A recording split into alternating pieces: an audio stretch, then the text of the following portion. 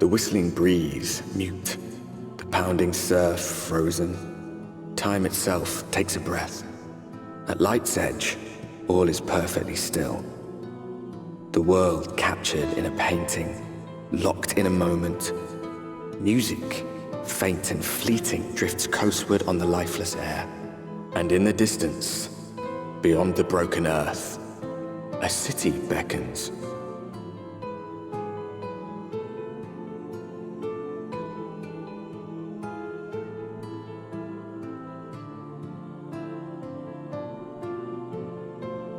We arrive on the cracked shell beach. The sin-eaters and beasts do not differ from the ones we see in Lakeland, but the people are something we need to be wary of. Eulmore and Crystarium aren't opposing factions, but they aren't on the friendliest of terms. We should conceal our ties with the Exarch during our stay here. So Zem tells us to find a man named Eulmore and hand him a sprig of thyme. This will let him know that we can be trusted, and he will divulge any and all information he has. When asking him about Alphinuad, he points us in the right direction and sets up a meeting at a bar known as Stilltide. We enter the bar and wait for him. Eventually, Alphinuad shows up in the bar, asking the barkeep how business is going. It's been frantic. She even has a new customer. Alphinuad looks towards us.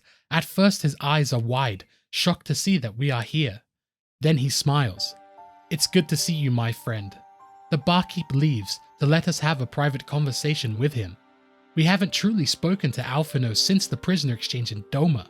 It has been even longer for him, considering he's been here for around a year now. But this time has only added to the amount of relief he feels seeing us safe and sound. Us, we were more worried about him. We had believed that he was lost. An exchange of stories is in order. We tell him of our arrival and all that came before it, that the Alliance is currently at war with Garlemald. Alizé and the Exarch told him what they knew about it too, but he had hoped that maybe an all-out war was avoidable. He feels bad about Tataru. She must be stricken with worry. Eventually, we can give her good news and return home, but for now we cannot. We must prevent the 8th Umbral Calamity from ever occurring. Urianger vision is all but certain to come true. The catalyst for the calamity was a formless and deadly weapon used by the Empire. Yes, the Black Rose. This poisonous gas is being manufactured once more. However, being brought to the First has been quite useful. They have been able to develop a theory on how the rejoining will be set in motion. To cause a rejoining requires both the Source and the First to be facing an existential threat. The First has to deal with the Light and Sin-Eaters. They are a menace that needs to be removed. He cannot sit idly as they slaughter innocents. That is why he journeyed to Eulmore. It is a powerful center of authority. If any solutions are to be found, they are going to be found here. Will we join him on this adventure? And so, we will take to the road once more. He wants to bring us to the outskirts of Eulmore to show why he hasn't just entered the city outright. On our way there, we hear the cries for help from an elderly woman. She is being attacked by a sin-eater. We put it down and save her life. She is stubbornly living in a village that is devoid of life. Maybe it is time she follows what the others did and live in Eulmore's shadow. It's safer there than out here. Alphinuad uses this time to explain to us what Sin-Eaters truly are. We've defeated them and heard the name, but we do not know exactly what it is. After the flood swallowed the world, Sin-Eaters appeared. Some beastly, some butaeous, yet they are all incapable of speech and are all driven by an insatiable appetite for mortal ether. They are predators, and we are their prey. The list of Sin-Eater victims grows bigger and bigger by the day. It is a tragedy without end. Eventually we arrive in the outskirts of Eulmore. The gate ahead of us is known as Open Arms, and the place surrounding Eulmore is known as Gatetown. The people here hope to be chosen to live in the city. The sound of a horn rings throughout Gatetown. There are 2 jongleurs who are asking for the people's attention. They greet all the hopeful petitioners. Let it be known that a lady wishes to eat fish. They seek a master culinarian who can guarantee seafood perfection. If you can dazzle them with your delicious dishes, then you can live in the city. Who among them will answer the call? Eulmore is known for its power and authority, but it is also known as the City of Final Pleasures. The noble and wealthy who survived the flood have gathered here to live out the rest of their days. A poor man could never enter Eulmore. However, the common folk can enter by fulfilling the whims of one of the privileged. A gal gent walks up to them and proves that she is what they are looking for. They welcome her with open arms, and she is free to join them in the City of Splendor. Her face glows upon hearing the news, and she lets out a cheer. Even the crowd cheers for her. Yet the crowd lingers. They are waiting for something. An extra share of meal to celebrate their newest resident. Meal is a food which Eulmore gives out to the people, and apparently it is a staple for its citizens too. Many here rely on it just to survive, yet the whole arrangement just seems unpleasant. Now we can understand why he could not enter the city. This policy has been set in place ever since the current ruler came into power, yet it does more harm than good. We should take a tour around Gatetown and judge the situation for ourselves. The people don't know how to live outside of Gatetown. The meal is the best thing they've tasted, and they have become reliant on it, even making bland dishes that incorporate only meal. And the worst thing is, people forget about the problems going on outside of Eulmore. They are solely focused on getting inside of Eulmore and living the rest of their lives in comfort. Eulmore will be the answer to all of their problems. Does he disapprove of Eulmore? It's not that, it's the uncertainty that makes him feel so uneasy. Yet, if the civilians are content with their life, then he cannot criticize their choices. He remains unconvinced that Eulmore truly serves the best interests of Kholusia's people. He does not have a solution to their problems, but there has to be a better way. He cannot be sure of it until he has entered Eulmore. To that end, he has been working on a scheme to get into the city. There is a beast tribe known as the Ul'dah, or Sahagin. They are actually fond of land-grown food, specifically fruits. They said that they would trade these fruits for pearls. It is an attractive venture for almost anyone. The meeting with the Ul'dah is in a few hours. We just need to collect the produce and be on our way. We go to Musha Moa, his supplier, but she says a lackey just left with the goods not too long ago. Even though we don't have any lackeys, someone must have overheard our conversation, but they must not have gotten far. Let us go look for him. We spot the male Mistel with short blue hair and go to confront him with Alphinuad. He begs for our forgiveness. He has to get into the city. He has no family, and all of his friends have been chosen. Nobody in Gatetown cares about him, and they don't leave him a scrap of meal. He's so exhausted and starving. He thought that maybe he could steal our idea to get in that way. Alphinuad sighs. What is his name? Kairu. Then tell me, Kairu, must it be Eulmore or nothing? It has to be Eulmore. That's where all his friends are. They made a promise that they would live together in paradise. Alphinuad thinks long and hard. He tells him where he will meet the Ul'dah, and he will tell him his plans for business and how best to arouse the Eulmorians' interest.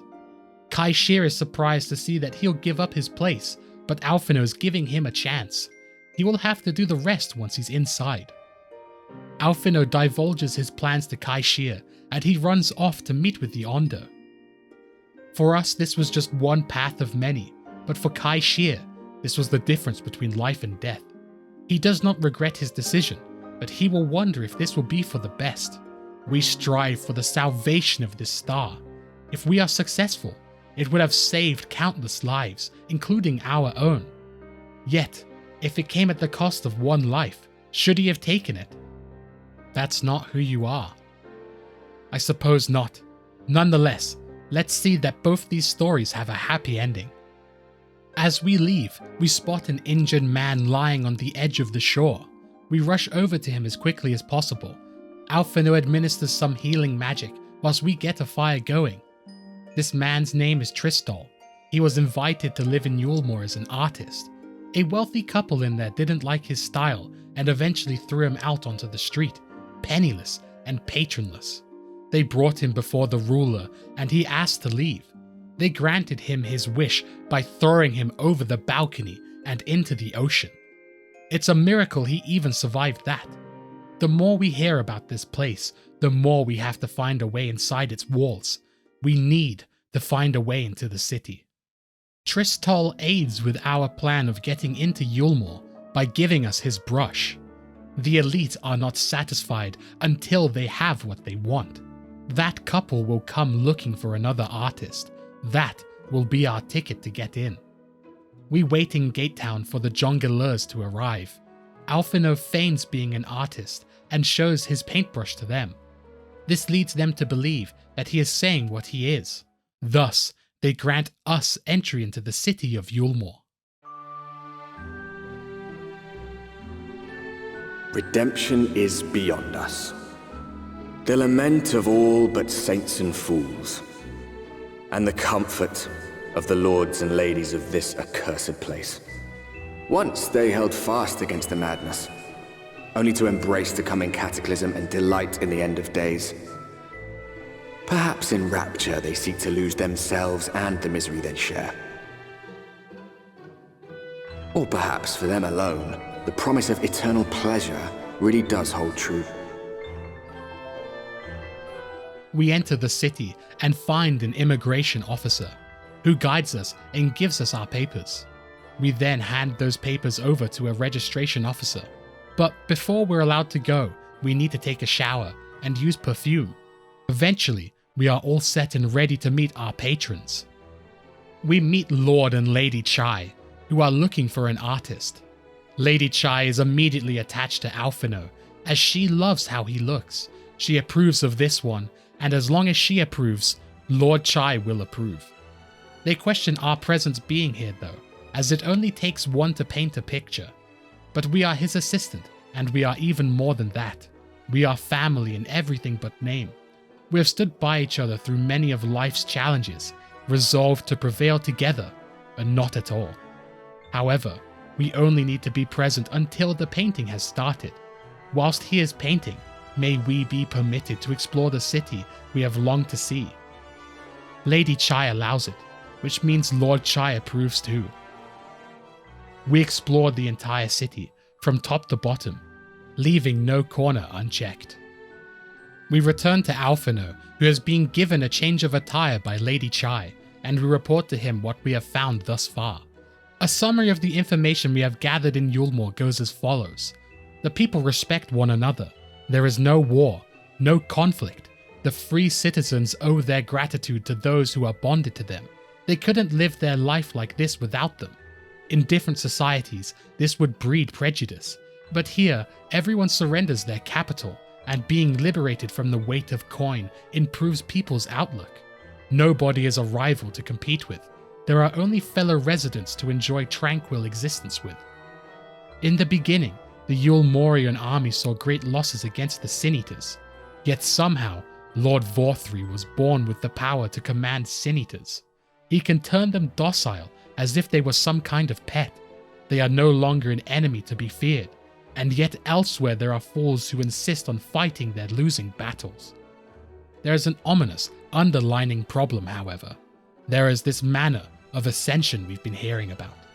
The citizens seem to believe that Sin-Eaters can gather the souls of the innocent and shepherd them into their celestial paradise. In their final moments, they are called to their final rapture. Even the bonded may find peace within here. If so many people have entered the city over the years, then where did they all go? Lord Chai checks on the painting Alphinuad is creating and scolds him over it looking too realistic. But his scolding is interrupted by the shrieks of some unknown man. The same jongleurs arrive again. There was a villain set loose in the city, but the Lord has him now. We are free to watch this man being sentenced by Lord Vauthry. In fact, Lord Chai gives us permission to do so. We take the crown lift to the emergent and find ourselves in Vauthry's chambers.